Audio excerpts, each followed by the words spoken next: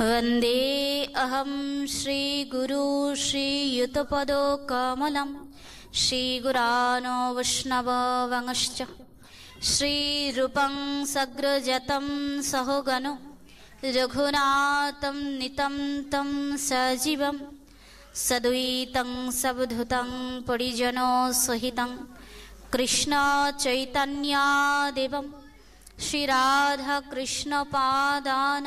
सहगान ललिता श्रीविशाखान्वितांश्च वंशाकल्पतरुभ्यश्च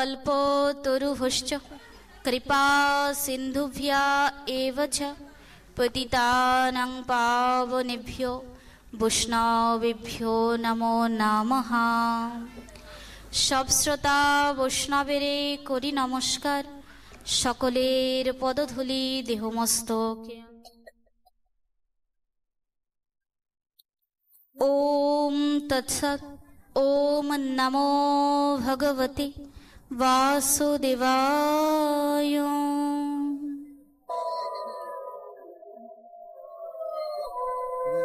कलिजुग पावन अवतार श्रीमान चैतन्य महाप्रभुर अशेष अनुकम्पाय आमरा सकलेई उपनीत हयेछि এই গৃহ অঙ্গনে অমৃত রূপী কথা শ্রীমদ্ ভাগবত কথামৃত শ্রবণ মানসে ব্রতী হবার নিমিত্তে আমরা সকলে উপনীত হয়েছি।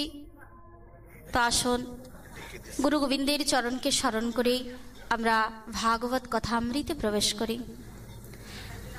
চিৎসারো সিন্ধু সর্বস্ব ভগবান শ্রী রাধে গোবিন্দ চরণ কমল ধ্যান করে अस्मादियो श्री गुरुपाद पद्म खड़िंची श्री श्री राधा गोविंद सेवाश्रमेर सेवाचार्य श्री श्री निताई दास नारायणचंद्र गोस्वामी प्रभुपादेर चरणधूलिर अहेतुकी कृपा प्रसाद के सम्बल करे खेदापाड़ा बाबा बुद्धनाथ धाम पार्थसारथी गीता विद्यापीठेर सकल शिक्षकेर चरणधूलि के आश्रय करे पितामातार चरणधूलि के हृदय धारण करे उपस्थित सकल साधु गुरु वैष्णवेर चरणधूलि के सम्बल करे अल्प एकटु समय हरिकथा साधनेर प्रयास। जय जय श्री गुरु प्रेमानंद निताय गौर हरि बोल। एतक्षण आपनारा बाबार श्रीवदन कमले माई बोलेছেন, तो आमिও बाबाई बोलছি। बाबार श्रीवदन कमले श्रीमद् भगवद गीतार যে অমৃতময় বাণী এবং শ্রী শ্রী প্রেম ভক্তি চন্দ্রিকা অর্থাৎ প্রেমের যে সাগর, সেখান থেকে বাবা আমাদের ভজনের গৌর গোবিন্দের চরণ স্মরণের গৌর গোবিন্দ চরণ প্রাপ্তির যে সর্বকথার সার কথা সেটি আমাদেরকে জানিয়ে দিলেন। ধনমোর নিত্যানন্দ পতিমোর গৌরচন্দ্র প্রাণমোর যুগল কিশোর। যদি কারোর হৃদয়টা যুগল কিশোরের চিন্তায় চেতনায় দ্রবীভূত হয়, এই জগতের কোনো বস্তু তারার নয়নে দর্শন হয় না। বাবার কথা প্রসঙ্গেই বলতে হয়, সুধাম বৃন্দাবনে যত সময় কৃষ্ণ ছিলেন, গোপীগণ এক কৃষ্ণ দর্শন করতেন, নন্দনন্দন কৃষ্ণ, যশোদানন্দন কৃষ্ণ। কিন্তু যেদিন থেকে কৃষ্ণ বৃন্দাবন ছেড়ে মথুরায় চলে আসলেন, বৃন্দাবনবাসীকে কাঁদিয়ে সখাদেরকে কাঁদিয়ে পিতা নন্দ বাবা মাতা যশোমতীকে কাঁদিয়ে বৃন্দাবনের পশু গুল্ম লতাকে পরিত্যাগ করে যখন চলে আসলেন, সেদিন থেকে বৃন্দাবনবাসী শুধু এক কৃষ্ণ দর্শন করতেন না, বললেন যাহা যাহা নেত্র পড়ে তাহা কৃষ্ণ স্ফুরে। তারা পত্রের মধ্যে দর্শন করতেন কৃষ্ণকে, বালুকার মধ্যে দর্শন করতেন কৃষ্ণকে। তো যদি কারোর প্রাণ হয়, প্রাণবল্লভ হয় আমার যুগল কিশোর, এ জীবনে আর তার কোনো প্রয়োজন থাকে না। বাবা কিন্তু তার আলোচনার মধ্যে তার অঙ্গভঙ্গির মধ্যে জানালেন, আমাদের হাতটা সর্বদা এমন থাকে, আমরা শুধু চাইতেই শিখেছি। কিন্তু মা শাস্ত্র আমাদেরকে জানিয়ে দিচ্ছেন, আমরা প্রকৃত বস্তু চাইতে শিখিনি, যা চেয়েছি তা এখানেই রেখে যাচ্ছি। কিন্তু যেটা সাথে করে নিয়ে যেতে হবে, আমরা সেটাই চাইতে জানি না। ধন চেয়েছি, যে ধন জাগতিক জগতের সুখ আমাকে দিতে পারে, আমি সেই ধনকে কখনো চাইনি যে ধন পেলে আমার সেই ভবসংসার সমুদ্র পার হয়ে আমি গোবিন্দের চরণ প্রাপ্ত হতে পারবো। তাই তো বললেন ধন মোর নিত্যানন্দ। নিতাই ধনকে যদি কেউ হৃদয়ে ধারণ করতে পারে, সেই ধনে যদি কেউ ধনী হতে পারে, এই জগতে তার আর কোনো অভাব থাকবে না। আর অভাব কেমন থাকবে না জানেন? যদি আমার নিতাই ধন থাকে, তো আমার চারিপাশে যারা থাকবে ওই নিতাই ধনের ধনীও তারাই হবে। কারণ এটা সঙ্গ প্রভাব। যার মধ্যে আমার নিতাই চাঁদ থাকে, তাকে যে দর্শন করে তার মধ্যেও নিতাইয়ের করুণা বর্ষণ হয়ে যায়। তো বাবা কৃপা করে তার সেই ভজন, তার সেই ভক্তি, তার সেই গৌর গোবিন্দের চরণের শরণাগতি থেকে আমাকে কৃপা আশীর্বাদ করবেন, যেন এই মাদিশ জীবদমের বদনেও আমার গৌর গোবিন্দের সেই অমৃত কথা আস্বাদন হয়। কারণ শাস্ত্র বলছেন আমাদের, মূকম করোতি বাচলাম পঙ্গুম লঙ্ঘায়তে গিরিম ইয়ৎ কৃপাতমহম বন্দে পরমানন্দ মাধবম। যদি মাধবের কৃপা হয় তাহলে বোবাও কথা বলতে পারে, ঘোড়াও গিরিপর্বত লঙ্ঘন করতে পারে। তো গোবিন্দ কৃপা তো অনেক দূরের কথা, যদি বৈষ্ণবের কৃপা হয়, যদি সজ্জনের কৃপা হয়, তো গোবিন্দ কৃপা পেতে আর বিলম্ব হয় না। কারণ গোবিন্দ নিজেই বলেছেন, প্রতিটা ভক্তের প্রাণ যেমন আমি, প্রতিটা ভক্তের প্রাণ হচ্ছে যুগল কিশোর, ঠিক তদ্রূপ ভাবে আমার গোবিন্দের প্রাণ হচ্ছে ভক্ত। এই জন্য তার আরেক নাম ভক্ত বাৎসল্যকারী। তিনি ভক্তকে বাৎসল্যের ন্যায় স্নেহ করেন। মা যেমন বাৎসল্য প্রেম দ্বারা সন্তানকে ভালোবাসেন, ঠিক তদ্রূপ ভাবে আমার গোবিন্দ প্রতিটা জীবকে সন্তান স্নেহে, পুত্র স্নেহে তিনি পালন করেন, লালন করেন। যেটি গীতা আমাদেরকে বলছেন, সর্ব ইয়েনেষু কন্তায় মূর্তায় সম্ভবন্তিয়া তসদ ব্রহ্ম মহদি যোনিরহাম বীজো প্রদপিতা। বললেন এই প্রকৃতি হচ্ছে মাতৃস্থানীয়া এবং আমি গর্ভদান কর্তা পিতা। বাবার আলোচনা থেকেই আলোচনার প্রারম্ভ, কারণ তিনি এত অমৃত কথা বললেন, যে ভজনের কথা বললেন, এই কথার ওপর আর কোনো কথা হয় না। যেখানে আমার নিতাই চাঁদের করুণা, যেখানে আমার পতিত পাবন শ্রীমান চৈতন্য মহাপ্রভুর করুণা। পতিত মা আমরা এখানে মাতাজিরাই আছি, আমরা সদা সর্বক্ষণ এক পতির ধ্যান করি, তাই না? জাগতিক জগতের যে পতি আছে, এই পতির চিন্তা করি, এই পতির সেবা করি। কিন্তু শাস্ত্র বলছেন, এই পতি যতক্ষণ তোমার কাছে থাকবে, ততক্ষণ যতক্ষণ সেই জগৎপতি তোমার পতির মধ্যে বিরাজ করবে। জগৎপতি যদি তোমার পতির মধ্যে বিরাজ না করে, অবস্থান না করে, তাহলে এই পতি জড়। যদি দেহে প্রাণ না থাকে, চক্ষু থাকবে, তার দর্শন ক্রিয়া থাকবে না, কর্ণ থাকবে, তার কোনো শ্রবণ ক্রিয়া থাকবে না। এজন্য আমাদের প্রতিপত্তিকের সতীরমণী সেই হয় যে দুই পতির ভজনা করে। আমরা এই সংসারে থাকবো, সংসারের পতির ভজনা করব কেন না? জগৎপতির কৃপা হলে এই পতির সঙ্গে আমরা সুখে শান্তিতে এই পৃথিবীতে থাকতে পারবো। বাবা আলোচনার মধ্যে বললেন সুখের কথা। আমরা এই জগতে সুখ চাই, আনন্দ চাই, শান্তি চাই, পাই কি? শুধু তো চেয়ে গেলাম, সারাটা জীবন ধরে চাইছি, পেয়েছি কি? আপনাদের মনে হয়তো এই জিজ্ঞাসা আসতে পারে, না পাইলে কেউ চায়? যদি পাই তারপরেই তো সে চায়। পেয়েছি ঠিকই, কিন্তু সেটা ক্ষণিকের সময়ের জন্য, অল্প সময়ের জন্য। যে সুখটা আমরা পাচ্ছি, এটা সারাটা জীবন ধরে থাকবার জন্য নয়, এটা সেই প্রকৃত সুখ নয়। সুখটা কি পাচ্ছি? আজকে যে লোম বস্ত্র পরেছি, অর্থাৎ শীতের যে বস্ত্রটা পরেছি, এটি আমাদেরকে সুখ দিচ্ছে, শীতে সুখ দিচ্ছে, গরমে কিন্তু এটি আবার আমাদেরকে দুঃখ দিবে। এখন যে ফ্যানের বাতাসটা আমাদেরকে দুঃখ দেবে বিধায় আমরা কিন্তু ফ্যানের বাতাসটা এখন প্রয়োজন মনে করি না, কিন্তু সেই বাতাসই আবার আমাদের গরমের সময় সুখ দিবে।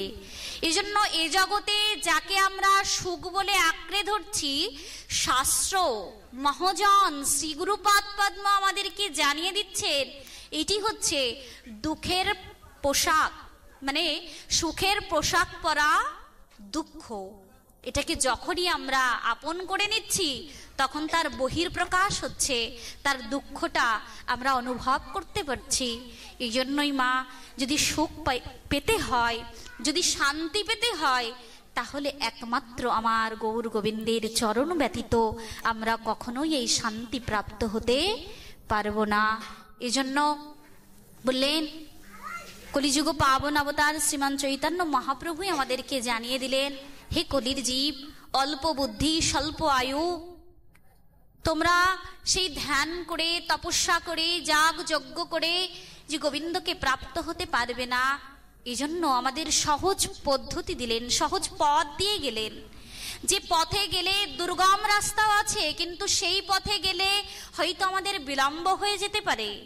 এজন্য গোবিন্দ আমাদেরকে রাধা কৃষ্ণ মিলিত তনু এক হয়ে গৌর হয়ে এসে আমাদেরকে সেই শিক্ষা দিলেন। বাবা একটু বললেন, আশ্রয় করিয়া ভজে তারে কৃষ্ণ নাহি ত্যাজে। আমাদের ভুলটা কোথায়? আমরা কোথায় পতিত হয়ে যাচ্ছি? আমাদের সর্বপ্রথম যেটি প্রয়োজন সেটি হচ্ছে আশ্রয়, কিন্তু এই আশ্রয় থেকেই আমরা চ্যুত হয়ে গেছি। আশ্রয়ে চ্যুত হলে কেউ কখনো পরম আনন্দ বা পরম শান্তি লাভ করতে পারে না। একটু দৃষ্টান্ত আস্বাদন করুন। এখানে বলছে আশ্রয় চ্যুত। আশ্রয়টা চ্যুত হলে কি হয়? এখানে আপনারা দর্শন করছেন বৃন্দাজি। এই যে বৃন্দাজির যে পত্রগুলি, এগুলি দর্শন করছেন কতটা রসবতী, পাতায় কতটা রস আছে এবং দেখতে কতটা সবুজ।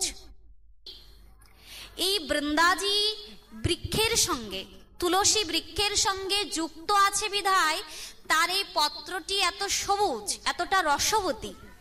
এই সূর্যের আলো কিন্তু তাকে শোকাতে পারছে না, বাতাস তাকে মরমরে করে দিতে পারছে না।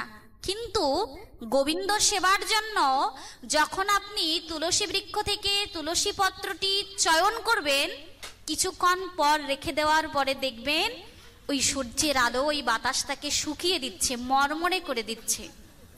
তো তখন জানবার জন্য বলছেন, যতক্ষণ তুমি বৃক্ষের সঙ্গে যুক্ত ছিলে, ওই সূর্য তো আলো দিচ্ছিল, সূর্যের আলো তো ওই বৃক্ষের ওপরে পড়ছিল, কিন্তু রসহীন হয়নি কেন, শুকিয়ে যায়নি কেন? বললেন, সে শেকড়ের সাথে, মূলের সাথে যুক্ত ছিল। এই জন্য ওই সূর্যের আলোর ক্ষমতা নেই তাকে রসহীন করে দেওয়ার, বাতাস তাকে মরমরে বা শুকিয়ে দিতে পারেনি। ঠিক তদ্রূপ ভাবে আমরাও সেই অমৃতস্য পুত্র, অমৃতের পুত্র। আমরা যতক্ষণ আমরা গোবিন্দের চরণের সঙ্গে যুক্ত থাকব, ততক্ষণ এই সংসারের কোনো দুঃখ, কোনো যন্ত্রণা পারবে না আমাদের জীবনকে এই নরকের মধ্যে পতিত করে দিতে। আর যেদিনই আমরা সেই গোবিন্দ চরণ থেকে চ্যুত হয়ে যাব, এই সূর্যের ন্যায়, বাতাসের ন্যায় আমাদেরকে এই দুঃখের সাগরে প্লাবিত করে দেবে। যেখানেই তাকাবেন সেখানেই শুধু দুঃখ আর দুঃখ। গীতাই বললেন, ভক্তি যোগ দ্বাদশ অধ্যায় বললেন, যারা ভক্ত হয়, যারা গৌর গোবিন্দের চরণের শরণাগত হয়, তাদের কোনো সুখ নাই, কোনো দুঃখ নাই। কেন না, তারা সর্বস্ব গোবিন্দ চরণে অর্পণ করেছেন। পরমান্ন তিনি খুব সুন্দরভাবে দুধ দিয়ে, চাল দিয়ে, কিশমিশ বাদাম দিয়ে সুন্দরভাবে পরমান্ন তৈরি করে যখন তিনি একটি বাটিতে ওটা পরিবেশন করবার জন্য, নিবেদন করবার জন্য রেখেছেন, মনে মনে চিন্তা করছেন, এতটা এক বাটি পরমান্ন সবটাই কি রাধা মাধবকে দিয়ে দেব? আজ যদি অর্ধেকটা পরমান্ন রেখে দিই, তাহলে কালকের সন্ধ্যায় পরমান্ন এটি দিতে পারবো। এটি মনে করেই দিচ্ছেন কি সরাসরি ভাবে দিচ্ছেন? বললেন না, মনে মনে দিচ্ছেন। তো মনে মনে দিচ্ছেন, এতটা কৃপণ যে মনে মনে দিচ্ছে, তবুও সেখান থেকে সরিয়ে রাখতে চাইছে। এই বলে মনে মনে চিন্তা করতে করতে যখন হাত দিয়ে ওই বাটি থেকে অর্ধেকটা সরিয়ে রাখতে গিয়েছে, সঙ্গে সঙ্গেই আমার মদন মোহন, আমার ভগবান প্রকটিত হয়ে তার হাতটা ধরলেন। গোবিন্দের হস্ত স্পর্শ পাওয়ার সঙ্গে সঙ্গে গোবিন্দের দিকে তাকিয়ে আর অন্য কোথাও দৃষ্টি দিতে পারছে না, গোবিন্দর দিকে তাকিয়ে আছেন। গোবিন্দ বলছেন, আরে দিচ্ছিস যখন অর্ধেকটা কেন দিবি, সর্বস্বই আমাকে অর্পণ করে দে। গোবিন্দ যখন বললেন, এই রাজা আর নিজেকে ধরে রাখতে পারেননি, বললেন, এতটা সুন্দর তুমি। গোবিন্দের স্পর্শ পেয়ে তার সেই অপরূপ রূপমাধুরী দর্শন করে আজ রাজা গোবিন্দের চরণে লুটিয়ে পড়লেন। গোবিন্দের দর্শন পেয়ে তিনি সেখান থেকে আর বিলম্ব করলেন না, ছুটতে ছুটতে তিনি শ্রীগুরু চরণে গিয়ে পতিত হয়ে বললেন, গুরুদেব, আমি সর্বস্ব পেয়েছি, রাজা হয়ে এত ধন ঐশ্বর্য আমার রয়েছে, যার একটি অর্থ আমি কখনো সাধুগুরু বৈষ্ণবের সেবায় দিতে পারিনি, কিন্তু আপনি আমাকে যে ধন দিয়েছেন, এই ধন পেয়ে মনে হচ্ছে আমি সারাটা জীবন ধরে যা উপার্জন করেছি এটা বৃথা। গুরুদেবের চরণে শরণাগত হয়ে রাজ্য পরিত্যাগ করে, সর্বস্ব পরিত্যাগ করে গুরুচরণে সমর্পিত হয়ে তার সমস্ত সম্পদ অর্থ তিনি ভগবত সেবায়, ভক্ত সেবায় নিবেদন করে দিলেন। এই জন্য বললেন মা, কবিগুরু রবীন্দ্রনাথ ঠাকুর বললেন, যে ধনে হইয়া ধনী মনির মারণা মণি, তাহারও খানিক মাগি আমি নত শিরে। হে প্রভু, আমাকে সেই ধন দাও যে ধন প্রাপ্ত হলে এই জাগতিক জগতের সোনাকেও তুচ্ছ বলে মনে হয়। এই জাগতিক জগতের ধন কি করে? বললেন, এই জাগতিক জগতের ধনের মধ্যে মূল্যবান হচ্ছে স্পর্শমণি। স্পর্শমণির সংস্পর্শে যদি কোনো লোহাকে রাখা হয় তাহলে সেটি সোনায় পরিণত হয়ে যায়, কিন্তু যে লোহাটি সোনায় পরিণত হলো সেই লোহাটি আর কোনো লোহাকে স্পর্শ করলে সেটা সোনায় পরিণত হয় না। কিন্তু কৃষ্ণ ধন যার চিত্তে আছে, যার হৃদয় মন্দিরে আছে, সে যদি কোনো ভক্ত তাকে দর্শন করে, কোনো জীব যদি সেই ভক্তকে দর্শন করে, তাহলে সেই জীব মোহমায়ার বন্ধন মুক্ত হয়ে গৌর গোবিন্দের ভজনের পথে অগ্রসর হয়ে যায়। এটি হচ্ছে কৃষ্ণ ভক্ত, তারা হচ্ছে ভক্ত চূড়ামণি। এজন্য মা, আজ আমরা ভক্ত সঙ্গে এসেছি, গোবিন্দের চরণ শরণে এসেছি, আর এই চিত্তের মলিনতাকে দূরীভূত করবার জন্য আজ আমাদের এই দর্পণ দিলেন, ভাগবত রূপ দর্পণ, সাধু রূপ দর্পণ। বলেন, সাধু সঙ্গে আসলে কি হয়? সাধু সঙ্গে আসলে পূর্বের কথা আমাদের স্মরণ হয়ে যায়। কৃষ্ণ কথা শ্রবণ করতে করতে আমরা যে গোবিন্দ চরণ থেকে চ্যুত হয়ে আছি, এই গোবিন্দ চরণ স্মরণ হয়ে যায়। এজন্য শাস্ত্র আমাদেরকে জানিয়ে দিচ্ছেন, সাধু সঙ্গ, সাধু সঙ্গ সর্বশাস্ত্রে কয়, লবমাত্র সাধু সঙ্গ সর্বসিদ্ধি হয়। এই জগতে তার আর কোনো অভাব থাকে না। তাই বললেন, চেত দর্পণ মার্জনম, এই চিত্তরূপ দর্পণকে মার্জন করবার কথা। মা, মার্জন কেমন ভাবে করতে হয়? আমাদের দেহটাকে পরিষ্কার করবার জন্য আমরা কি করি? প্রতিদিন স্নান করি। স্নান না করলে আমাদের দেহটা শুদ্ধ হয় না। আচ্ছা, এমন তো কেউ বলতে পারে আমি আজ স্নান করেছি, কাল স্নান করব না, এটা তো কেউ কিন্তু বলেন না।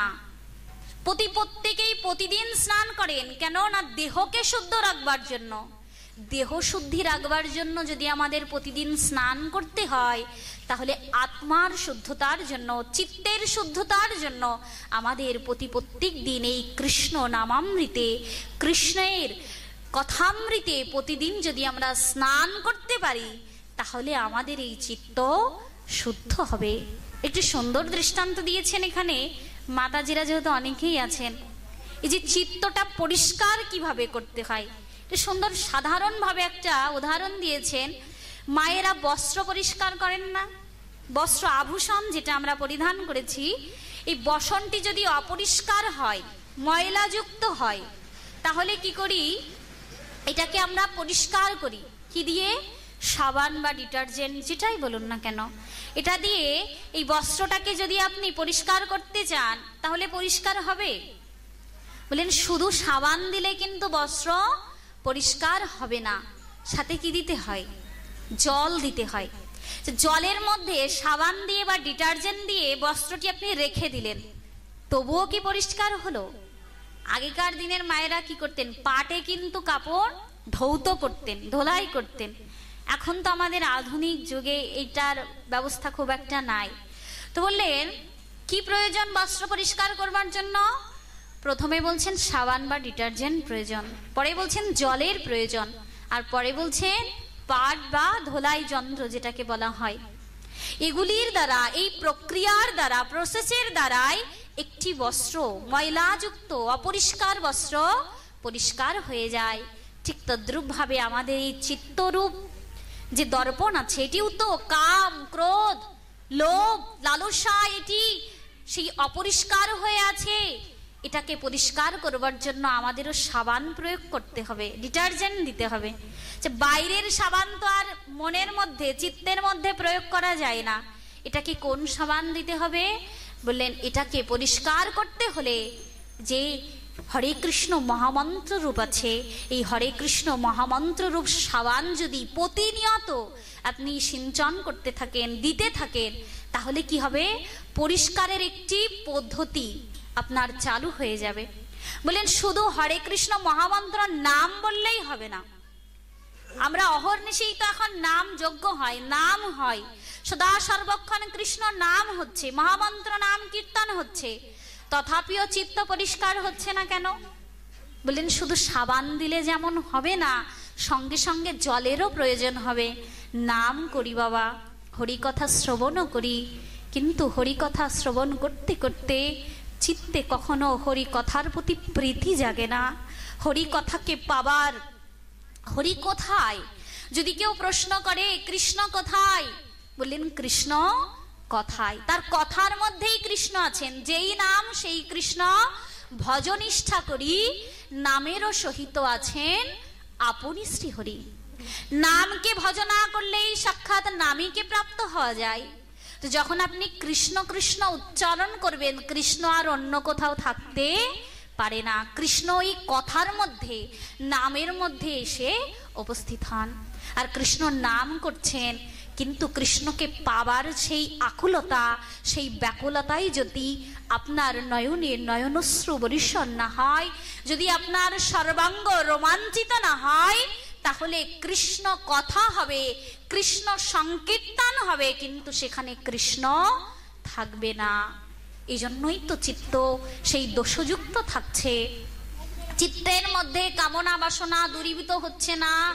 বলেন সেই দিনই হবে যেদিন কৃষ্ণ নাম হবে, আর নামের সঙ্গে নয়নশ্রু বরিশন হয়ে সেই চিত্তকে ওই বস্ত্রের ন্যায় ভিজিয়ে দেবে। বলেন নাম হলো, নয়নশ্রু বরিশন হলো, তথাপিও কিন্তু চিত্ত পরিষ্কার হলো না। বলেন আরেকটি অভাব আমাদের থেকে যায়, সেটি হচ্ছে ওই যে পাট, পাটেই তো এই বস্ত্রটাকে ধোলাই করতে হয়। যদি শ্রীগুরু চরণে ধোলাই যদি চিত্তটাকে বন্ধন করতে না পারেন, তাহলে কখনোই কিন্তু এই চিত্ত পরিষ্কার হবে না। আমরা নাম করছি, আমরা নয়ন জলেও ভেসে যাচ্ছি, অনেক আবেগ, অনেক ভক্তিও আমাদের মধ্যে আসছে, কিন্তু শ্রীগুরু চরণ স্মরণ করে নয়। যদি শ্রীগুরু চরণ স্মরণ করে একটিবারও আমরা কৃষ্ণ বলে কৃষ্ণ চরণকে স্মরণ করতে পারতাম, গোবিন্দ বললেন আমি তার দর্শন করবার জন্য আমার কাছে আসতে হবে না। যে ভক্ত কৃষ্ণ নাম করে নয়নশ্রু বরিশন করে গুরুচরণকে হৃদয়ে ধরে আমাকে স্মরণ করে, সেই ভক্তকে দর্শন করবার জন্য আমি আমার বৈকুণ্ঠ ধাম হতে সেই ভক্তকে দর্শন করতে আসি। ভগবান জানিয়ে দিলেন, সেই ভক্তকে দর্শন করবার জন্য আমি ভগবান ছুটে আসি।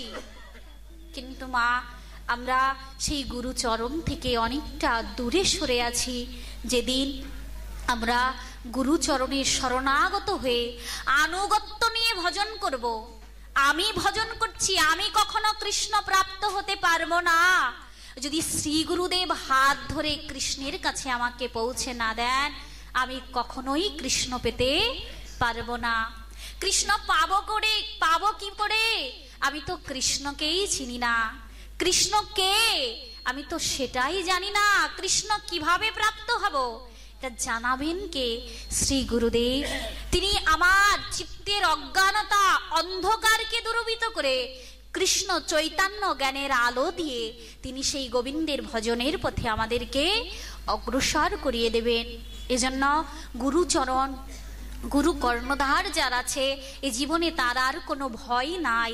গুরুচরণ যার শরণ আছে বললেন তাকে এই ভব সংসার থেকে পার একমাত্র শ্রী গুরু কান্ডারি করবেন।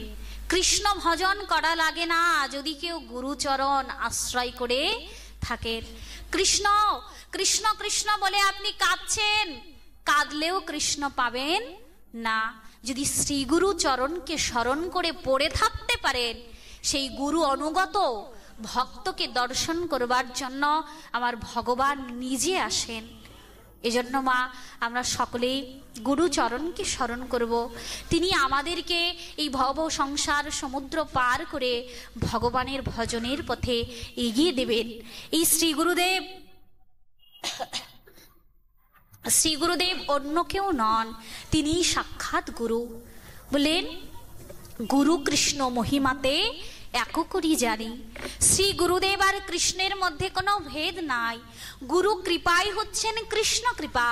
যেদিন শিরে গুরু কৃপা বর্ষণ হবে জানবেন কৃষ্ণই গুরুরূপে এসে আমাদেরকে কৃপা করছেন।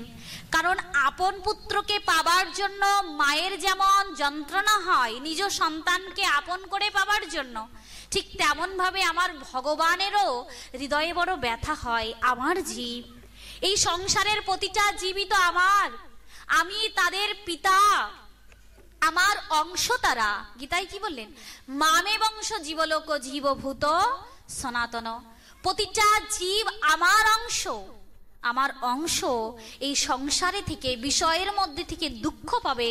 এই জগতের কোনো পিতামাতা যেমন তার সন্তানের কোনো দুঃখ যন্ত্রণা সহ্য করতে পারে না, আমার ভগবানও কিন্তু পারেন না। এ কারণেই এই জগৎ জীবের কথা চিন্তা করে আজ আমার কলিযুগ পাবন অবতার রাধা কৃষ্ণ মিলিত তনু গৌরহরি আসলেন। কলিযুগ পাবন অবতার শ্রীমান চৈতন্য মহাপ্রভু আসলেন এবং জগৎ জীবকে তিনি ভজনের পথে কৃষ্ণ স্মরণের পথে নিয়ে যাবার জন্য নিজে আচরণ করলেন। 24 বছর পর তিনি নিজেই সন্ন্যাস মন্ত্রে দীক্ষিত হয়ে ব্রজের পথে নবদ্বীপের পথে তিনি কৃষ্ণ নাম বিতরণ করলেন। যাকে দেখছেন তাকেই কৃষ্ণ নাম বিতরণ করছেন আর বারবার বলছেন তোমরা কৃষ্ণ বলো, বলো কৃষ্ণ, কহ কৃষ্ণ, করো কৃষ্ণ নাম। তোমরা কৃষ্ণ বলো, কৃষ্ণ ভজ। তোমাদের শয়নে স্বপনে নিশি জাগরণে যে যেখানেই থাকো না কেন সদা সর্বক্ষণ মুখে কৃষ্ণ নাম করো। আর এটি মহাপ্রভু করে দেখিয়েছেন। আসুন মহাপ্রভুর এই কৃপায় এই জগতে আলোচনার প্রারম্ভেই যেটি আস্বাদনের শুরু হয়েছিলেন, বাবা আলোচনার মধ্যে রেখেছিলেন যে আমরা কি চাইছি, আমরা কি চাইছি? আমরা সর্বদাই দুহাত পেতে চাইছি, কিন্তু একটি বারের জন্য আমরা এটি চিন্তা করছি না। না চাইতেই তো গোবিন্দ আমাদের কত কিছু দিয়েছেন। আজ আসবার সময় দেখলাম গাড়ির মধ্যে একটা বাচ্চা, তার পা নাই, হাত নাই, এমন পরিবেশ, কিন্তু গোবিন্দ তো আমাকে দুটি পা দিয়েছেন, দুটি হাত দিয়েছেন, সুন্দর একটি দেহ দিয়েছেন। কি চাইবো তার কাছে? না চাইতেই আমাকে সূর্যের আলো দিয়ে বাতাস দিয়ে আমাদেরকে বাঁচিয়ে রেখেছেন। এমনকি আমার হৃদয় মন্দিরে থেকে আমাকে বাঁচিয়ে রেখেছেন। আচ্ছা গোবিন্দের সেই অংশ আত্মা যদি আমার হৃদয়ে না থাকে, বলুন তো আমরা কেউ এখানে জীবিত থাকতে পারবো?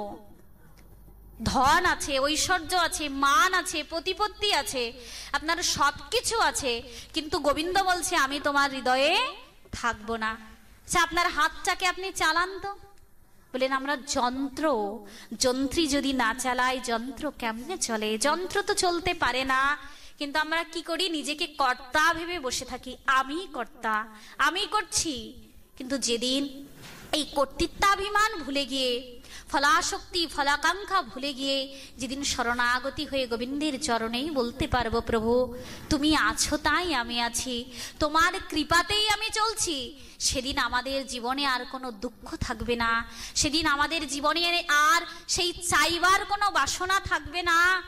তাই তো আজ কলিযুগ পাবন অবতার রাধা কৃষ্ণ মিলিত তনু এক হয়ে এসে আমাদেরকে জানিয়ে দিলেন, তোমরা কি চাইছো গো? জগতের জীব কি চাইছে? সকলে কৃষ্ণকে পেতে চাইছে। কি চাই আমাদের সকলে? আমরা ভজন কেন করছি? কৃষ্ণকে পাওয়ার জন্য, রাধা গোবিন্দকে পাওয়ার জন্য তো। কিন্তু কলিযুগ পাবন অবতার শ্রীমান চৈতন্য মহাপ্রভু এসে জানিয়ে দিলেন, হে কলির জীব, তোমরা কৃষ্ণকে কেউ চেও না, কৃষ্ণকে কেউ পাবার আশা করো না।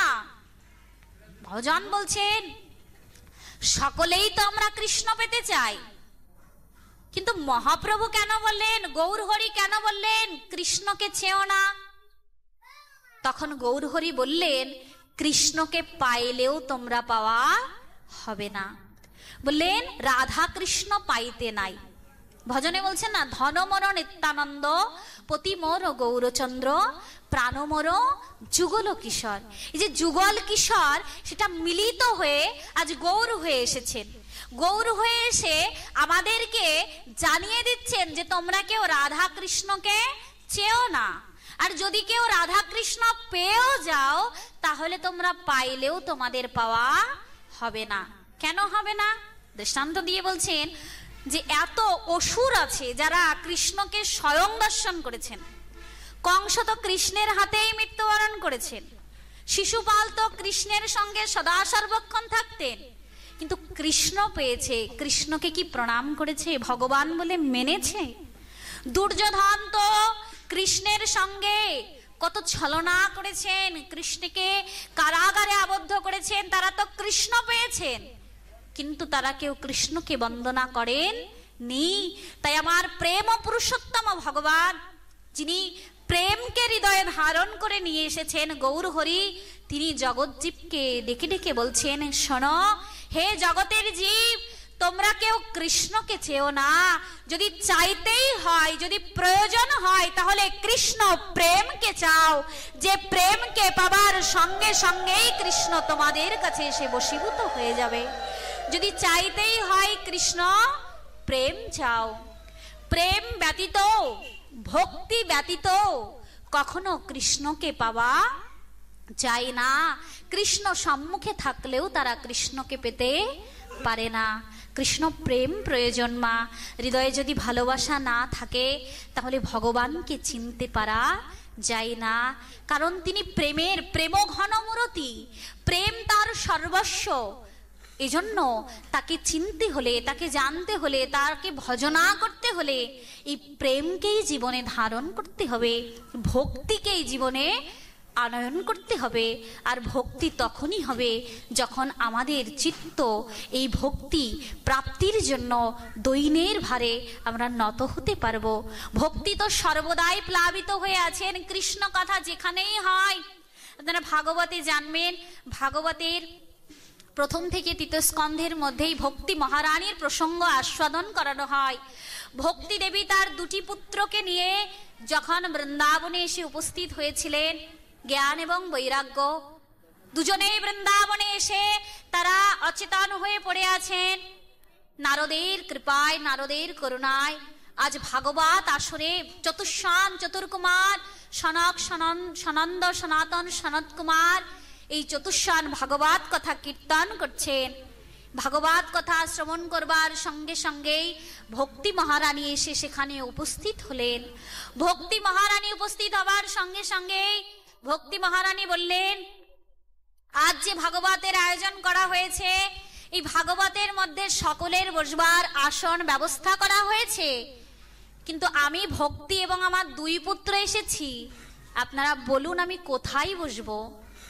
আমি ভক্তি এসেছি, আমার তো এখানে দেখুন সবার বসবার ব্যবস্থা হয়েছে। আচ্ছা, এখানে ভগবানের বসবার ব্যবস্থা হয়েছে? ভগবান কোথায় বসবেন? ভক্তি, ভগবান কোথায় বসবেন? যেখানে হরি কথা হয় সেখানে ভক্তি চলে আসেন। যে ভক্তি মহারানী আসছেন, তিনি কোথায় বসবেন? এখানে যারা ভক্ত এসেছেন তাদের ব্যবস্থা করা হয়েছে, কিন্তু ভগবান আসলে কোথায় বসবেন তার কোনো ব্যবস্থা করা হয়নি। দেশের পরিবেশ, প্রতিটা ব্যক্তির চিত্তে হৃদয়ে কখনো শান্তি নেই, কিন্তু এই শান্তি তখন হবে যখন মনে করতে পারবেন যা হচ্ছে সেটা গোবিন্দের ইচ্ছাতেই হয়েছে, আর যা হয়নি সেটা গোবিন্দের কৃপাতেই হয়নি। গোবিন্দের ইচ্ছা আর কৃপা ভেবে যদি জীবনের প্রতিটা কর্মকেই কর্তব্য জ্ঞানে করে যেতে পারেন, তাহলে জীবনে কখনো দুঃখ আসবে না। আসুন আমরা গোবিন্দের চরণে শরণাগত হই এবং আমাদের প্রত্যেকের একটি বাসনা থাকবে, একটি প্রার্থনা থাকবে, হে গোবিন্দ, এই সুন্দর মনুষ্য দেহ যখন পেয়েছি এবং সাধুগুরু বৈষ্ণবের কৃপায় এমন ভজনের সুযোগটাও যখন লাভ করতে পারছি, যেন এই সময়টা নষ্ট না হয়ে যায়। এই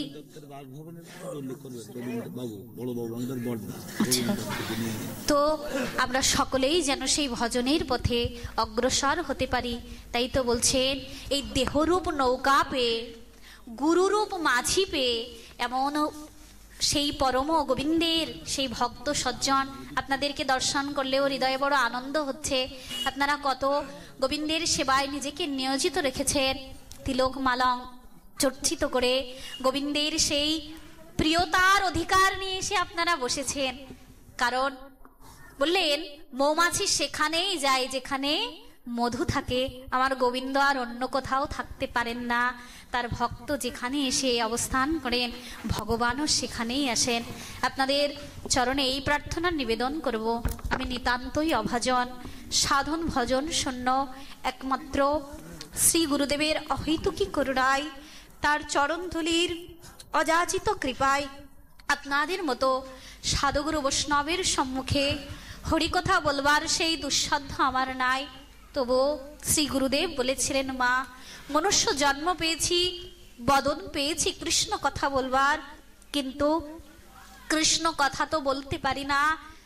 কৃষ্ণ চরণে শরণ নিয়ে কৃষ্ণের কাছেই বলবে, তোমার কথা তুমি কীর্তন করো।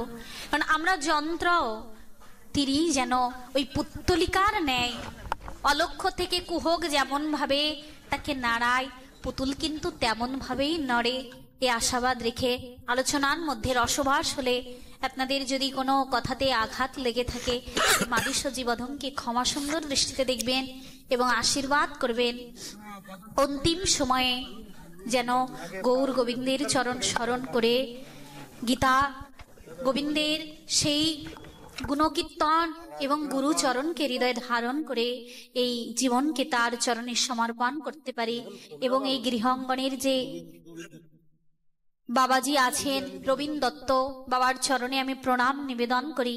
এখানে আপনারা জানেন, আপনাদের এলাকারই সন্তান, আমাদের ওদিকে বাবা যান করুণা করে কৃপা করে প্রদীপ বাবা না, প্রদীপ কৃষ্ণ দাস বাবার এখানে আসবার কথা ছিলেন,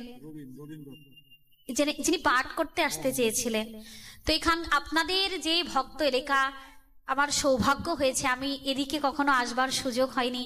আপনাদের মতো পরম ভক্ত দর্শন করে আমার চিত্তেও বড় তৃপ্তি হচ্ছে যে এত সুন্দর করে আপনারা হরিকথাতে স্থিরভাবে শান্তভাবে বসেছেন। এবং এই যে রবীন দত্ত বাবা এবং যে মাতাজি আছেন, আপনারা তাদেরকেও আশীর্বাদ করবেন, কৃপা করবেন, এহানোভাবে প্রতি বছর যেন তারা ভগবানের এই কথামৃত স্মরণ করতে পারে এবং আপনাদের মতো ভক্তবৃন্দের পদধূলি যেন তাদের গৃহ অঙ্গনে পড়ে। কেন জানেন, একটি কথাই বলবো, যে আমাদের ভজনের যে বল বা আমরা ভজন করব, আমাদের কি আছে যে আমরা ভজন করব?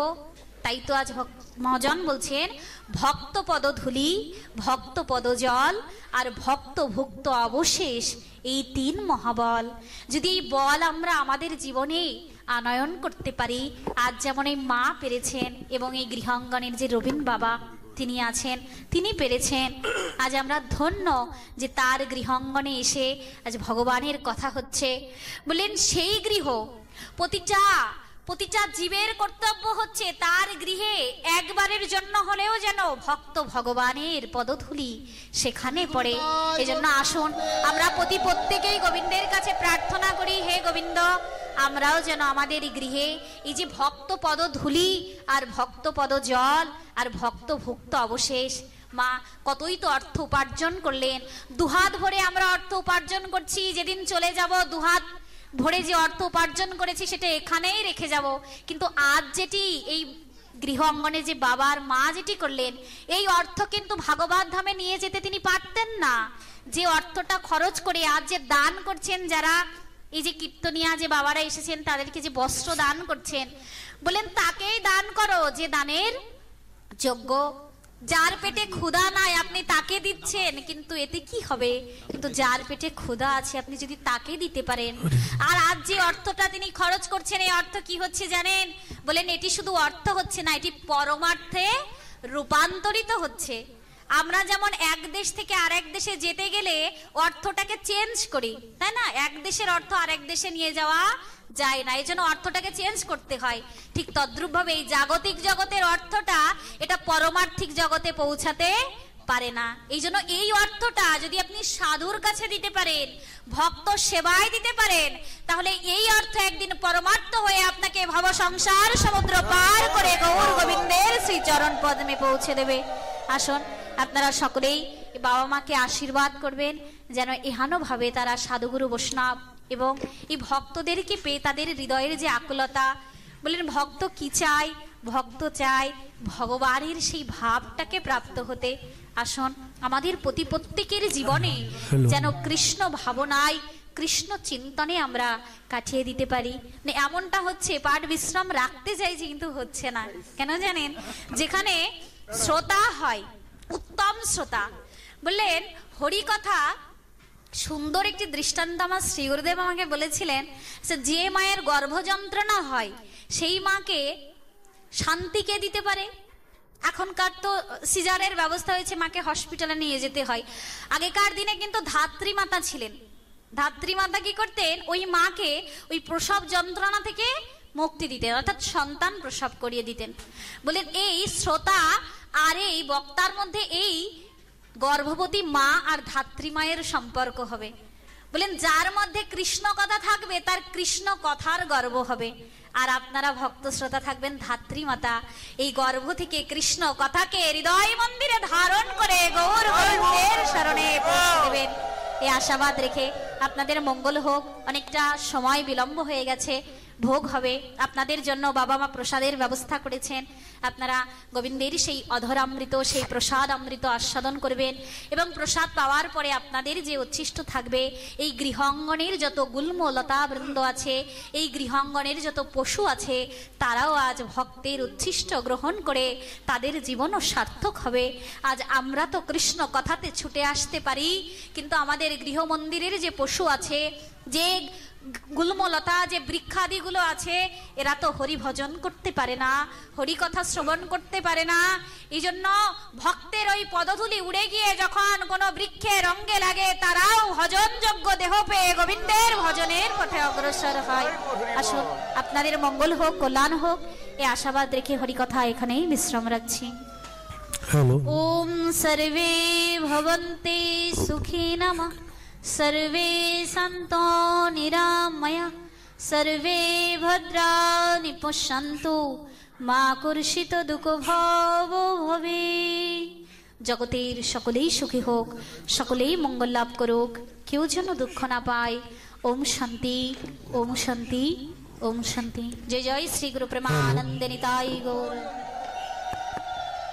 সাউন্ডটা দিন, এই জায়গায় এটা সাউন্ডটা দিন।